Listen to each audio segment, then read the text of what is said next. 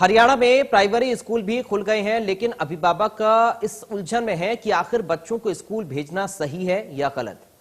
इसी मुद्दे को लेकर अगर हम बात करें तो मेदांता अस्पताल में senior director internal medicine doctor Sushila Kataria से बात की हमारी संवाददाता राज वर्मा ने। हरियाणा में 1 सितंबर से 4th से 5th क्लासेस को शुरू करने के आदेश सरकार ने दे दिए हैं। इससे पहले 6 से 12 क्लासेस जो है वो शुरू कर दी गई थी। न केवल हरियाणा बल्कि दिल्ली और दूसरे देश के जो राज्य हैं वहां भी स्कूल्स को अब खोला जा रहा है। लेकिन इस सबके बीच जो अभिभावक हैं अपने बच्चों को स्कूल भेजने से डर रहे हैं। उन्हें चिंता है कि अगर वो बच्चों को स्कूल में भेजेंगे तो वो कोरोना से संक्रमित हो सकते हैं। लेकिन इस डर के साथ एक बड़ा सवाल ये है कि जो बच्चे ऑनलाइन क्लासेस घर में कर रहे हैं तो वो दूसरी बीमारियों के घेरे में भी लगातार आ रहे हैं। तो क्या ये बच्चों को लेकर अभिभावकों का डर सही है या अभी उन्हें स्कूल भेजना चाहिए? इस पर बात करने के लिए हमारे साथ मेदांता अस्पताल की senior director internal medicine doctor Sushila Kataria, उनसे बात करते हैं। मैम, जो एक डर है अभिभावकों को कि वो अपने बच्चों को स्कूल भेजेंगे, कोरोना से संक्रमित हो जाएंगे, कितना सही है?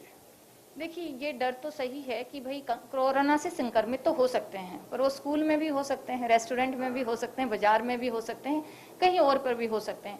आप देखिए स्कूल कब बंद हुए थे? मार्च 2020 में। आज हम हैं सितंबर 2021 में आ गए हैं।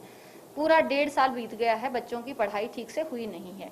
या तो लोग जो ऑनलाइन, जो जिनके पास पैसे हैं वो ऑनलाइन गैजेट्स खरीद सकते हैं बच्चों के लिए और ऑनलाइन एजुकेशन करवा सकते हैं, पर एक बहुत बड़ा तबका ऐसा है जिसके पास ये सुविधा भी नहीं है, तो उन बच्चों की एजुकेशन का क्या?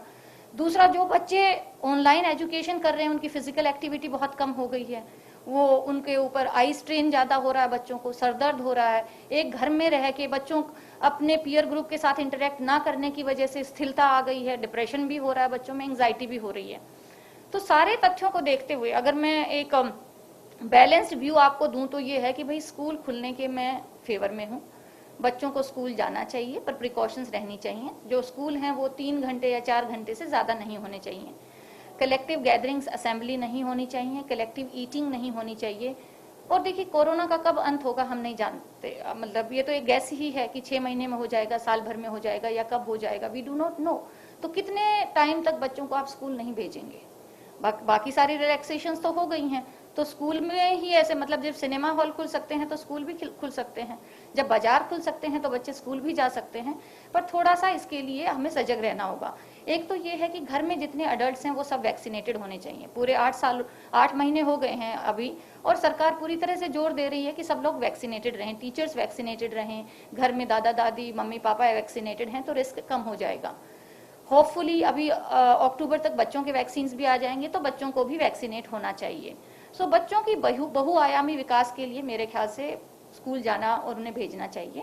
साथ साथ हमें ये भी ध्यान रखना है कि कहीं पर भी सिम्टम्स आते हैं तुरंत टेस्ट करवाएं, उसकी कॉन्टैक्ट ट्रेसिंग करें और माइक्रो कंटेनमेंट जोन बनाएं अगर जरूरत पड़ती है तो। शिकायतों की बात करें आमतौर पर, क्योंकि 1.5 साल से के करीब वक्त हो गया बच्चों को, तो किस तरह की शिकायतें खासतौर से बच्चों में देखने को मिल रही है? जाहिर सी बात है कि स्क्रीन टाइम बहुत ज्यादा बढ़ गया है। क्लासेस के अलावा भी बच्चे अब एडिक्ट हो चुके हैं कि वो फिर गेम खेलने लगते हैं या दूसरे वीडियोस देखने लगते हैं। इसके अलावा मानसिक तौर के अलावा और कौन कौन सी शिकायतें जो देखने में मिल रही है? सो देखिए, अब बच्चों के पास एक लेजिटिमेट रीजन है स्क्रीन टाइम बढ़ाने का, और बच्चे होते हैं, बड़े भी तो कई बार एडिक्शन में हो जाते हैं। सो सबसे कॉमन प्रॉब्लम बच्चों में सिर दर्द की आ रही है, बच्चों में नींद रिलेटेड परेशानियां आ रही हैं, उनका सर्केडियन रिदम बिल्कुल खराब हो गया है, रात को 2 बजे तक जागते रहते हैं, सुबह 12 बजे तक सोते रहते हैं, इस तरह के मसले आ रहे हैं। बहुत ज्यादा एंग्जाइटी और डिप्रेशन, बच्चे घर से बाहर नहीं निकलना चाह रहे, बाहर निकलते हैं तो किसी भी चीज को छूने से डर रहे हैं। सो एक और बच्चों का दिमाग बड़ा कोमल होता है, मतलब इसमें फिर हम कैसी जनरेशन को वो करेंगे? बच्चों को एक सावधानी के साथ में एक रैशनल थिंकिंग भी हमें सिखानी है। बच्चों में जिनको कोविड नहीं भी हुआ उनको भी बाल झड़ने की समस्या आ रही है, न्यूट्रिशन उनका सफर कर रहा है, फिजिकल एक्सरसाइज नहीं हो रही है बच्चों की।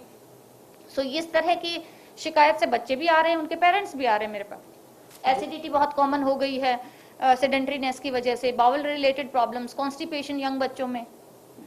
अभी जो वैक्सीन की बात है, क्योंकि पेरेंट्स चाह रहे हैं कि बच्चों की जब वैक्सीन आ जाएगी वो वैक्सीनेटेड होंगे तब भेजें, तो क्या इंतजार करना चाहिए या भेज सकते हैं? देखिए, बच्चों को आप पूरी की पूरी जमात, पूरे के पूरे बच्चों को अगर आप वैक्सीनेट करने की सोचेंगे 5 साल से 18 साल की पूरे हिंदुस्तान में, आपको 1 साल और लग जाएगा। क्या 1 साल और वेट कर सकते हैं हम?